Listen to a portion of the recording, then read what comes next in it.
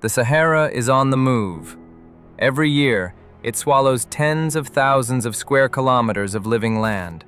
Not slowly, not gradually, fast, like fire through dry grass. Villages vanish under sand dunes.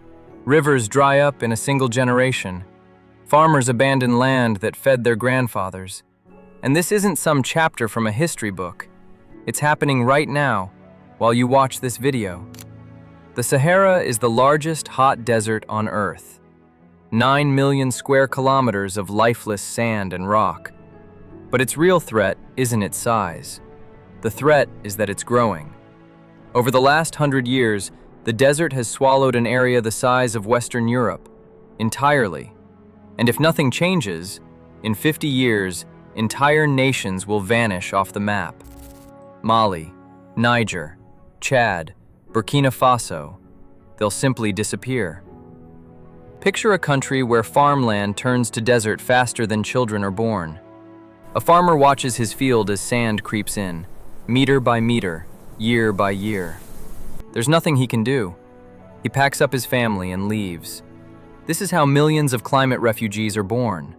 Not from war, from sand. And there are already tens of millions of these people across Africa. Desertification isn't some abstract environmental issue. It's economic collapse. When land dies, everything dies with it. Food disappears. Water disappears. Jobs disappear. Entire regions slide into poverty within a single generation. According to United Nations estimates, soil degradation costs the global economy trillions of dollars every year. That's not just a number in a report. That's somebody's shattered life. But humanity has an answer. A massive, costly, almost insane answer. It's called the Great Green Wall. A living barrier 8,000 kilometers long, stretching across the entire African continent, from the Atlantic Ocean to the shores of the Red Sea. 20 countries, billions of trees.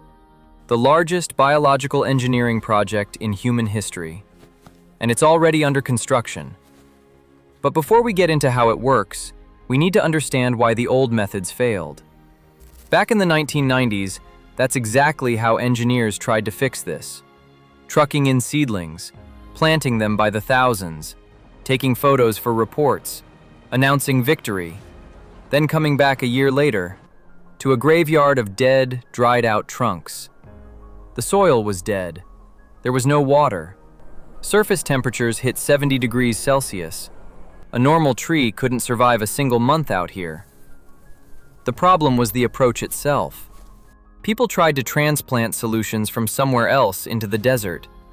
But the desert isn't just a hot place. It's its own ecosystem, with its own rules. You can't just stick a seedling in the ground and walk away. This needed strategy. It needed science. It needed technology that simply didn't exist before. So scientists turned to space, literally. Satellites began scanning the Sahara in infrared, hunting for hidden moisture deep underground. And they found it. Beneath the dead sand, ancient underground lakes. Massive aquifers formed 10,000 years ago, back when the Sahara was a green savanna with rivers, elephants, and groves of acacia trees. There's enough water down there to fill several Caspian seas. That changed everything. Next came drones. Not military ones, not surveillance ones. Seeding drones. Purpose-built machines that fly over target coordinates and fire seeds straight into the ground under pressure. One drone can seed in a single day what a 10-person crew would take weeks to cover. Speed, precision, scale. Exactly what the desert demands. But the real weapon here isn't machinery. It's a plant. Senegalia, genetically refined through deep adaptation. For decades, scientists selected the toughest specimens, studied their genome, and enhanced key traits. This acacia can enter a state of biological sleep, nearly halting its own life functions during drought. It can go years without water, and the moment rain falls, it wakes right back up, as if nothing happened. But that's not all. This acacia's root system plunges 20 meters underground. It literally stitches loose sand together into a dense, stable structure. Dead soil starts coming back to life. And then something incredible happens. Other plants start appearing around the acacia. Grass, shrubs, small trees. One single tree triggers a chain reaction of life.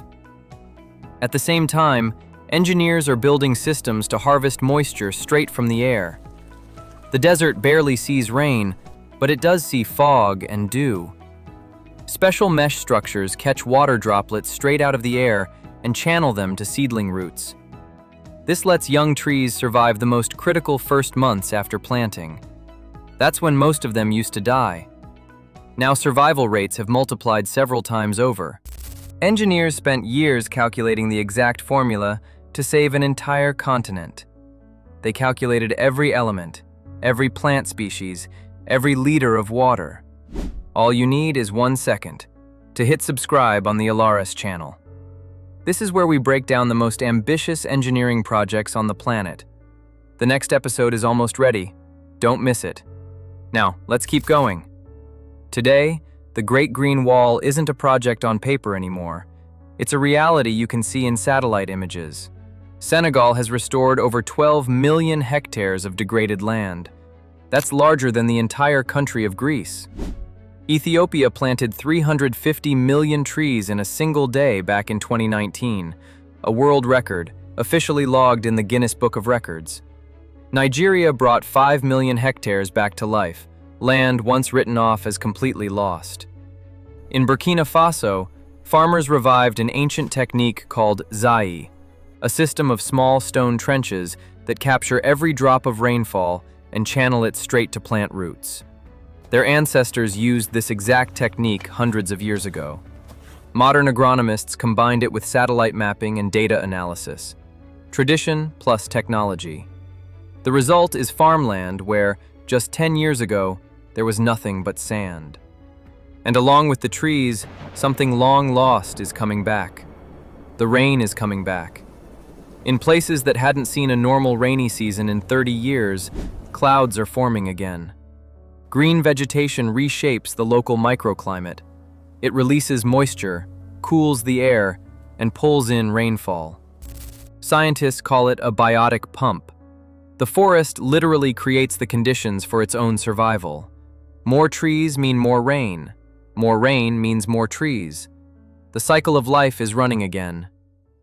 Animals are coming back. Birds are coming back. And most importantly, people are coming back.